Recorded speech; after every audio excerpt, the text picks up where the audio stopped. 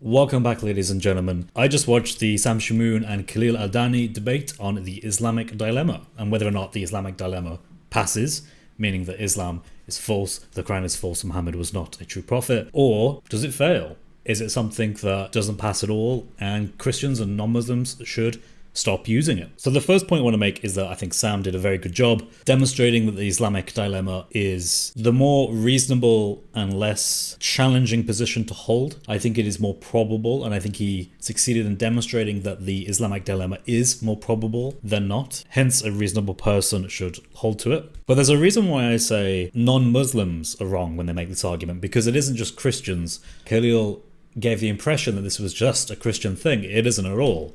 The Islamic dilemma can be used by anyone who isn't a Muslim or who wants to demonstrate that the Quran is inconsistent as a text. So Sam Shamoun can make the Islamic dilemma argument. David Wood can make the Islamic dilemma argument. I can make it. My atheist friend down the road could make it. A Jewish person, a rabbinic Jew could make it. A Buddhist could, a Hindu could, anyone could. Because it really doesn't depend on prior religious beliefs to make the argument. Now, Khalil Andani, like from what I've seen, seems like an awesome guy. He seems very calm, respectful, and doing his best to conduct the debate in a proper manner. And I have to respect him for that. And also I respect the fact that he has clearly achieved a lot in his life. Being an academic and being able to speak about these issues is a pleasure. That being said, though, I do disagree with quite a few things that he said, because I think ultimately a lot of what he talks about simply isn't more likely than the alternative. So let me give you some examples. Khalil Andani mentions that the Quran clearly does not make a case for a particular New Testament canon, for example. And I think that's kind of true. Gabriel Reynolds talks about this, and I've mentioned this in prior videos. The Quran seems very flexible in what it considers to be that Injil. It isn't as if it's taking a definitive approach and that is explicitly mentioned anywhere. It isn't. In fact, as a methodology, we have to read the Quran, see the things that it mentions, and that can give us insight as to what the Quran seems to think that Injil is. Now, there are reasons and there are arguments to be made that it affirms a significant amount of the New Testament canon as we understand it today and as how it would have been understood by the majority of Christians back then at the time of Muhammad. But you don't have to say this. You don't have to make this argument. I know Sam made this argument and I think he did an amazing job at that. But I also think that to meet the criteria to demonstrate that the Quran is inconsistently contradicting itself and hence cannot be from God, from a theological point of view, we would say that actually only certain aspects of the prior scriptures need to be affirmed as inspired, preserved, and authoritative in order for the Quran to be inconsistent and for the Islamic dilemma to be met. For example, Gabriel Reynolds has pointed out that there seems to be quotations that very similar to Paul's writings, 1 Corinthians, Galatians, for example, that you can find in the Quranic corpus. Might be a reflection of Paul's sayings, maybe it isn't. But that's besides the point. We can just look at very clear sayings in the Quran, what Gabriel considers biblical inflections, to demonstrate that the Quran establishes from its own perspective what it thinks this Injil is. Now I'm going to focus on the Injil for most of this video because that was what the debate was largely about. There wasn't much talk of the Torah, but most of it focused rather on the Injil. So I think it's quite clear that the Quran establishes a few things. It clearly refers to the canonical understanding of Matthew, Mark, Luke, and John as the Gospel, the Injil, as a minimum. The reason I think this is because there are terms that are used in the Quran that seem to originate with some of these Gospels. For example, the particular and very unique and potentially mistranslated passage from the biblical text where it talks about where it's easier for a camel to go through the eye of the needle, for a rich man who wants to go into heaven, is the context for that. Well, that particular phrase is obviously very interesting to most of us because it seems like camel going through an eye of needle. Well, we find again the same kind of thing in the Quran, the same phrase. That to me I don't think is an accident. I think that's the Quran borrowing these terms to make arguments in favor of the validity of the text and the validity of the prophet who revealed the text. Likewise, we have the example of using the mustard seed. I think again quite a well-known one, or would have been well-known at the time of Muhammad, is the smallness of the mustard seed. Well, likewise, the smallness of the mustard seed is affirmed in the Quran. We can go further with this. For example, Surah 19, we have John talked about, or Yahya, as the Quran calls him. Well, Yahya is supposedly someone who has a name that has never been given to anyone before, which seems quite strange, and it seemed to confuse perhaps a few early Islamic scholars who were looking at this passage and giving their tafsirs on this passage. Well, we know as Christians Christians, from our point of view, we know where that comes from. It comes, for example, from the Gospel of Luke, where it talks about how John was a name that was not found in Zechariah's family line. I think it's quite clear that the Quran is borrowing phrases and terms from this canonical Matthew, Mark, Luke, and John. We can also say that this is reasonable given the widespread usage of Matthew, Mark, Luke, and John to be colloquially known as the good news. We also know from the root word of Injil traces itself ultimately to the Evangelion, the good news in Greek, and so there's an etymological argument to be made there as well. I think this is reasonable and more likely than not, and there would need to be substantial evidence to demonstrate this isn't the case. Khalil himself, I think, agrees with this as far as I'm aware and what I could get from that debate. What I would say, though, again, this comes from looking into things, reading the text for myself, looking at other sources, and looking at the works of people like Gabriel Reynolds, for example, who have pointed out that the Quran doesn't just stop there. The Quran doesn't just stop at Matthew, Mark, Luke, and John as the Injil. It goes further than that. It seems to be under the impression, given the fact that the Quran is quite clearly quoting from other sources that are involved in the upbringing of Mary, the birth of Yahya, Jesus as a baby. These things quite clearly have an origin, and we know for a fact that a lot of these stories are not found in Matthew, Mark, Luke, and John. They are found in the Proto-Evangelion of James. They are found in, you have to trace it back, but ultimately to the Gospel of Thomas. Now, there's other things I think it quite clearly quotes, but these demonstrate to me, given the fact that these are about Jesus or Jesus' Sahaba, his contemporaries, his companions at his time, that this must be understood as the sayings of Jesus and the stories around that. We can also just look at it plainly. It would have been known in its historical context that the majority of Christendom does not affirm these things to be canon. So when the Quran obviously quotes them, because to a knowledgeable Christian who has encountered this tradition, they would know, hey, that's not in our scriptures, that's not in our canon, that's a heterodox view that has its origins elsewhere. Well, they would clearly be able to point this out to Muslims and say, hey, look, this is not what you think it is. This leads me to think that whoever the author or authors of the Quran were just making an argument that this is valid, this is acceptable, this is something that we can appeal to as a legitimate saying or a legitimate story of either Isa or the companions of Isa or his family of Isa. That to me seems to be the most reasonable and the most likely from what I've seen. I think it would be quite a challenge to demonstrate that that's not the case, or that there's a more reasonable, more likely alternative. And I want people to think about this. The Islamic Dilemma is in effect when the Quran references other texts as being authoritative under an umbrella term like the Injil, but the Injil itself in its historical context does not agree with the Quran. That's the basis of the dilemma. Well, you see, that's interesting, but so far I've just been thinking about that in the context of Matthew, Mark, Luke, and John. Remember, I've just explained how the Injil in the eyes of the Quranic author or authors is probably more than that. It's probably Proto-Evangelion of James, Gospel of Thomas, or the Syriac Infancy Gospel, or something like that.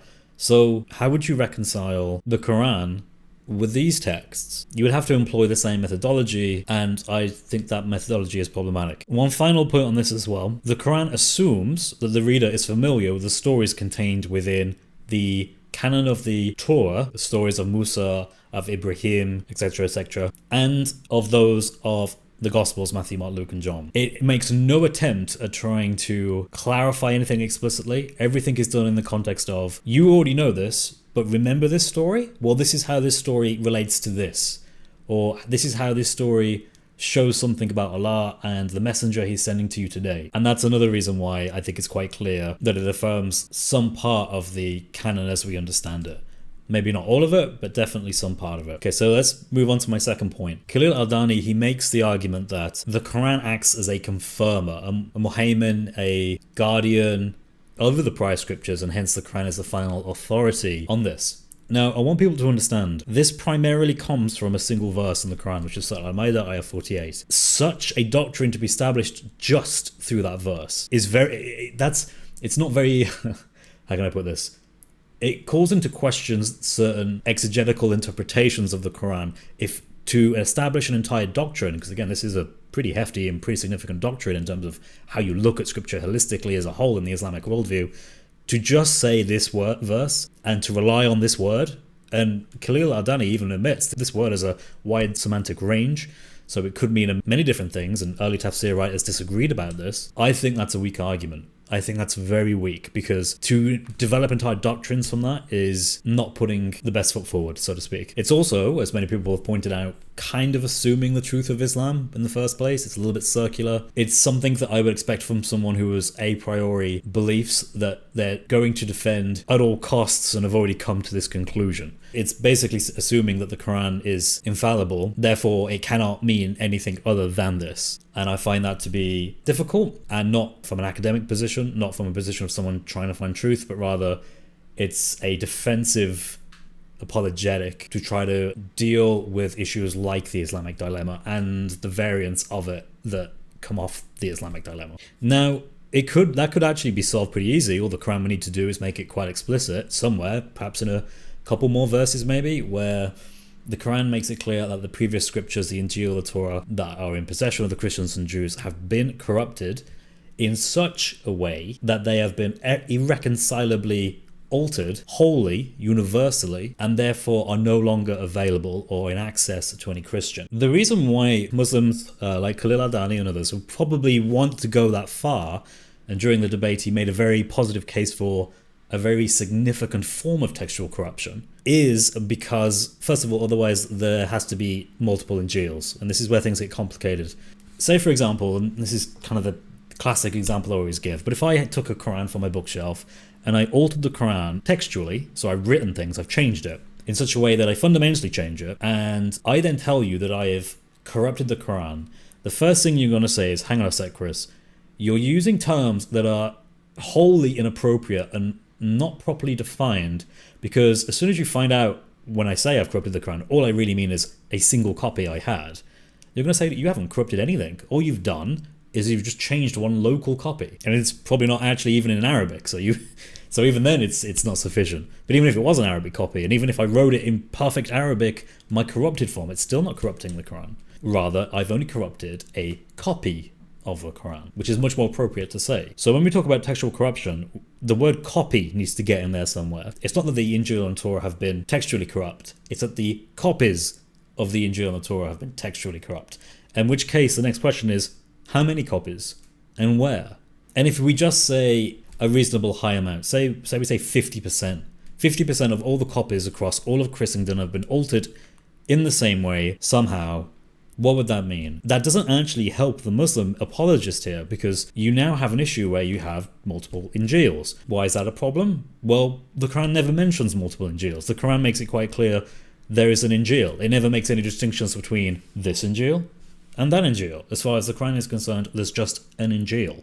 And it's the Injil that is described in Quran 3 verse 3. It's the same one that is talked about in Surah Al-Ma'idah 68, Surah Al-Ma'idah 47. And so there's no indication in the Quran there are multiple Injils by identity. Rather, there seems to be just one that is consistently referred to throughout the Quran. Now, Khalil Aldani and others might object and say, hang on a sec. Well, the Quran does talk about in Surah Al-Baqarah 75 to 79, Surah Al-Imran 78, Surah Al-Ma'idah ayah 13, and a few others as well, that it does seem to be implying some form of corruption, perhaps even textually. Well, there are problems with this. First is, most of these verses don't clearly talk about textual corruption. Most of them seem to refer about them changing it with their tongues. They distort, they change the order of the words, they put them in different places. It's not clear with the terms that are used what kind of corruption is being referred to, or talif, or which kind of corruption is being referred to. But I do think there is at least one verse which does indicate a form of textual corruption. The issue with this, and I want everyone to understand this,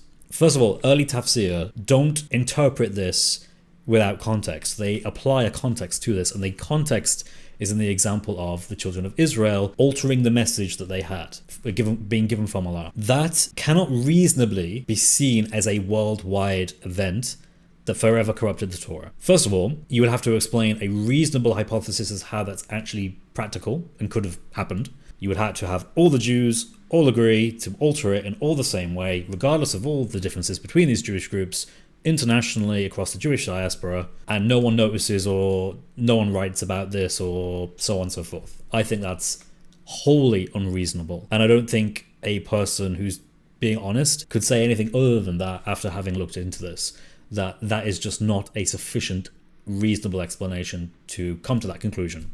but rather what seems to be mentioned here is a case of a local, limited case of textual corruption. Again, very similar to what I was talking about before with I could get my Quran and I could alter it. Well, that's a local, limited example of textual corruption, but I've by no means corrupted the Quran. Many Muslims would interject and say, you can't say you've corrupted the Quran because not only do we have other copies of the Quran, but also the Quran has been memorized. It is on the hearts of the believers, the Hafiz, those who have memorized the Quran by heart. Again, likewise in the case with Jews and Christians. The very same reason applies. There's no difference at all in this example. And of course, for Khalil Aldani and others, simply having a local event of textual corruption, some Jews got together and altered the Torah that they had at the time while other Jews had the Torah preserved, doesn't demonstrate textual corruption at all. At least it doesn't demonstrate that the text fundamentally has been forever altered. And that's what they need to get out of the dilemma. Or at least it's one of the things they would need. There are other ways I think they can get about it, but this would be the main one. Khalil Aldani gives an argument as to all of the verses which talk about how it confirms what is with them.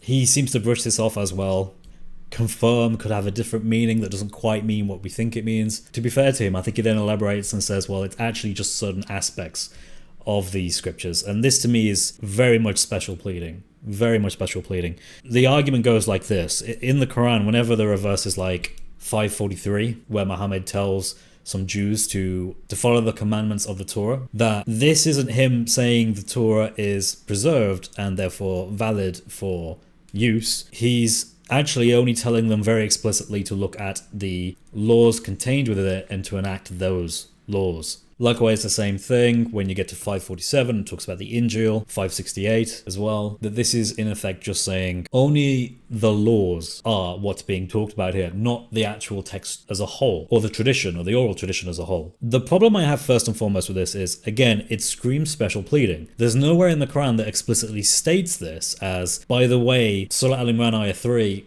there's nothing in that says, by the way, when I mean that Allah sent the Torah and the Injil, I only mean this part of it. Or, for example, 547, there's nothing in there that implies a kind of partialness, that it is only the legal aspect of things, the legal judgments, and not the theology, the history, the poetry, any other type of genre of language. Also, it's worth pointing in mind that opinion on this is also varied. Some Muslims will go further than this, and they will say, okay, well actually it's the historicity that's affirmed, and it's the legal rulings, and it's the moral teachings.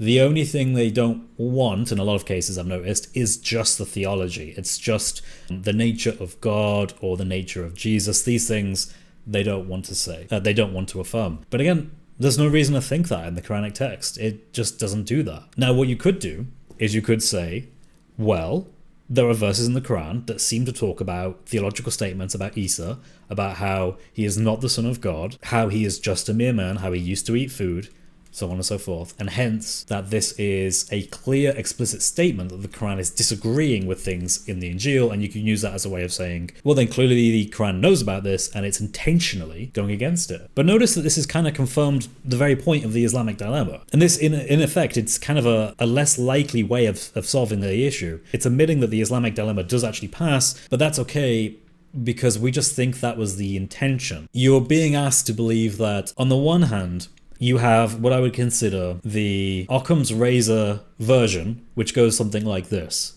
Whoever revealed the Quran claimed to reveal what is in the Torah and the Injil as a proof for the Quran and the prophethood of Muhammad. They then make statements in that Quran that contradict those prior scriptures. They must have erred when doing this. And you can go further into that. You can talk about how they were non-literate in that place, but they wouldn't have had access to an actual Arabic text to validate.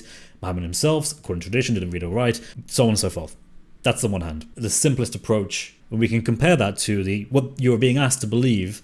If you're a Muslim and you want to hold to this, you want to solve this, what you have to believe on this hand is, actually, when Allah revealed the Quran, he was revealing it in such a way that he wanted you to know that the Torah and the Injil are inspired revelation from Allah at the time of Muhammad, but only certain parts of it, and only the certain parts are being referred to, even though this isn't explicit. And you can figure this out by going through a process of finding everywhere where the Quran disagrees with the prior scriptures, assuming the Quran is correct in that, assuming the Quran has the authority to do that and to base that largely just on one verse. Ignore the fact this would have been a very poor argument in the historical context of the Christians and Jews who were hearing it, because they would have known immediately that it doesn't confirm their texts. Ignore the fact there's no textual evidence that supports your thesis, because every single manuscript we have of the supposed Injil either is Matthew, Mark, Luke, and John, or some of the Gnostic Gospels that don't work with Islam in any sense. None of it points to an Islamic Injil or Torah, so there's no evidence there. Have a very weird understanding about how those who followed Isa will be triumphant and will stay the uppermost until the day of judgment. You have to have a weird understanding of how that works. The level of theological problems that you have on this view compared to this very simple, very basic view is just not comparable. And this is why I find it quite shocking when people try and solve the Islamic dilemma by taking really radical and extreme theological interpretations that lead to, well, let's put it this way, very weird theology. Let's just think of it this way. Let's take Khalil Aldani's understanding of the Injil. Well, at least the way he gives what he thinks is the most likely explanation, because he gives more than one.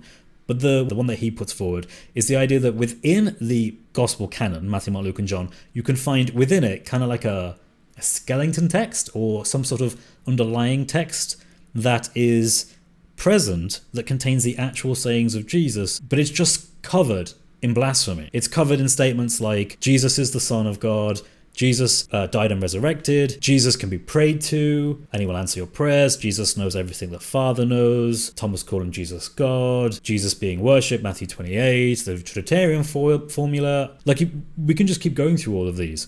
You would have to think, as a valid way of looking at scripture and looking at how Allah works through the world and works through prophets, he allows the message to be highly distorted and probably largely forgotten. Because remember, you think this has been corrupt. That doesn't just mean it's sandwiched between corrupt things. It also means that it's probably been lost to a significant degree. You have to think that Allah accepts that and continues to use it and make no qualifying statements in later revelation, the Quran, that tells you that this happened explicitly, even though this is one of the very central points the Quran makes. It says in many verses that, look, this Quran has come to confirm what you have, and that's how you can know that this is legit. This is a legit revelation. It doesn't differ from what you have. It is a confirmation of what you have. But then you have to believe that, well, actually, what Allah means by that is that it's like a sandwiched mess of blasphemous statements from the Islamic paradigm. And then buried within it are just these nuggets of truth that are still Jesus' words that have been preserved. But I mean, by this logic, to think about how bizarre this is as a methodology of establishing Allah's workings in the world, his providence, you would have to think that I could write like incredibly anti-Islamic statements in a book and then just somewhere write something like Tawheed is true, and this would be something that Allah could actually give the thumbs up to. He would have no problem with this, presumably, because the Quran never made any explicit statement to say that the Injil is not to be trusted. It's not to be just accepted wholesale. There is no mention of that at all. Every textual corruption verse seems to be in a local context. Most of them not even about writings. Most of them about talif al-mana by another function, like through oral sayings. It just becomes, I would say, less and less likely. And I think I guess when we talk about debates and we talk about how we want to find truth, the amount of additional psychological burden you would have to wear as a Muslim to hold that this actually is the case, I think would be so overwhelming that if I was a Muslim, I wouldn't want to wear that. I think that would be, I would feel foolish, in all honesty, just my opinion, and I don't want to offend anyone, and that's not my intent, but I would feel foolish if I had to say, I can solve the Islamic dilemma, I just have to have these very odd and obscure theological beliefs, because I know that in my heart I couldn't accept that. I think I would have made a lesser god, basically. I would have turned Allah into a lesser god. He affirms blasphemous things in like a packaged way, and he gives you this super secret code to decipher it because he never explicitly says it in his revelation. That's a lot to hold. So I'm going to leave it at that for now. I just wanted to record this video real quick just to get my thoughts down. There's a lot more that can be said about this, but I think what this hopefully demonstrates is that the evidence overwhelmingly favors the Islamic dilemma as passing. I think that to get out of it, you have to do somersaults and backflips that cause serious issues in other areas. But predominantly, the main problem is just that it's just less likely than the alternative. The alternative is very basic. It is purely that whoever wrote the Quran did not have a proper understanding of what the canon was. I mean, if you accept that, which seems to be supported by the Quranic text, given the fact it doesn't just limit itself to Matthew, Mark, Luke, and John, I mean, that's just the Injil. When you look at the Torah, it's even more profound. You can find Genesis Rabbah, Book of Jubilees, you can find all those other influences there. I mean, and then you can get into the whole Alexander romance stuff I mean, the amount of additional things the Quran seems to have no problem referring to, I think just demonstrates so overwhelmingly that the Quran is either not aware of it, or, as Gabriel Reynolds makes a point for, just does not care. The Quran is not trying to tell you what the canon is. It has no intent on that. It's just not an objective of the Quran. The Quran is more considered with using sources that people are familiar with and having them point to the validity of the message that it's giving itself.